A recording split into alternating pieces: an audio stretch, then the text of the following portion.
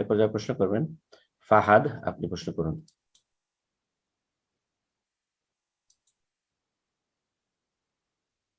আসসালামু আলাইকুম শেখ, আমি বাংলাদেশ থেকে বলছি। ওয়ালাইকুম আসসালাম ওয়া রাহমাতুল্লাহি ওয়া বারাকাতুহু। জি বলেন। শেখ, আমার প্রশ্ন হলো, আমি একটা বেসরকারি বিশ্ববিদ্যালয়ের ছাত্র। আমাদের বিশ্ববিদ্যালয়ে অনেক দিনী ভাই আছেন, যেরকম তাবলিগের ভাইয়েরা আছেন। তো ওনারা আমাদেরকে অনেক সময় ডাকাডাকি করেন, তো আমরা বলি যে এই তাবলিগের এই চিল্লা লাগানো বা 3 দিনের এগুলা, এগুলো হচ্ছে বেদাত। তো ওনারা বলেন এটা হচ্ছে আহ যেরকম আমরা আকীদার কোর্স করি, বা 1 2 2 3 মাসের, বা দাওরা হাদিস করে অনেকে, এইসব কোর্সের মতো 40 দিন বা 3 দিন বা 10 দিন, এই তাবলিগের এটা এরকম এইসব কোর্সের মতো। তাই এটা বেদাত হবে না? তো এখন শাইখ, এটা কি তাদের এই যুক্তিটা কি সঠিক, বা বা এটা কি আমরা কি তাহলে তাবলিগে যাব, বা আপনার আমাদের এক্ষেত্রে কি করা উচিত, মানে কি উত্তর দেওয়া উচিত দালিলিক ভাবে? এর উত্তর অনেকবারই দিয়েছি আমার বিভিন্ন আলোচনা বক্তব্যে বা আলোচনার শেষে আমার এই উত্তর বিভিন্ন সময় দিয়েছি।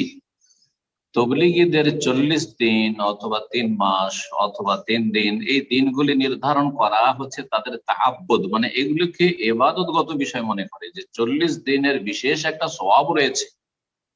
কথা বোঝা গেছে? সেটা 39ও করা যাবে না, 41 42ও করা যাবে না। সুতরাং সেটি একটি বেদাত নিঃসন্দেহে।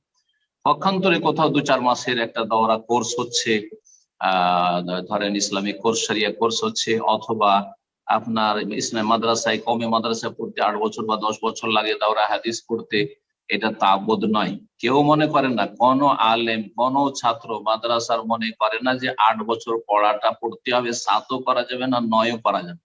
বরং বহু মাদ্রাসা, আমাদের আহলে হাদিস মাদ্রাসা যেগুলিতে 10 বছর 12 বছর পড়ে দাওরা ফারিগ হইতে হয়, কুলিয়া ফারিগ হইতে হয়, তারপর মধ্যে ইউনিভার্সিটি আসতে হয়। সুতরাং দুটোতে পার্থক্য রয়েছে। একটি জায়েজ দুনিয়াবি কাজ, 8 বছর 10 বছর একটা কোর্সে আমরা পড়াশোনা শেষ করবো, মাধ্যমিক ধরেন উচ্চ মাধ্যমিক এইরকম ধরনের, এটা কোনো সওয়াবের আশাই কেউ করে না। মাদ্রাসাতে হোক, আলিয়া মাদ্রাসায় হোক, অথবা কওমি মাদ্রাসায় হোক, আহলে হাদিস মাদ্রাসায় হোক, অথবা দেওবন্দি মাদ্রাসায় হোক। পক্ষান্তরে তবলিগীদের চিল্লা হচ্ছে তাদের ইবাদতগত বিষয়, যেটি রাসূলুল্লাহ ইবাদত হিসাবে ছাড়েননি, সেটাকে ইবাদত মনে করা বেদাত। সুতরাং সেটি বেদাত।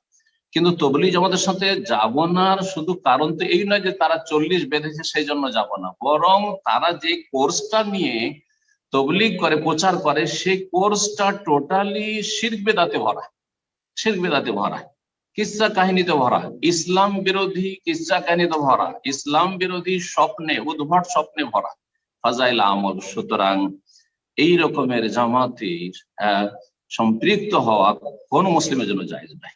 তবলিগ জামাতে অথবা জামাত ইসলামীতে সম্পৃক্ত হওয়া কোন মুসলিমের জন্য জায়েজ নাই।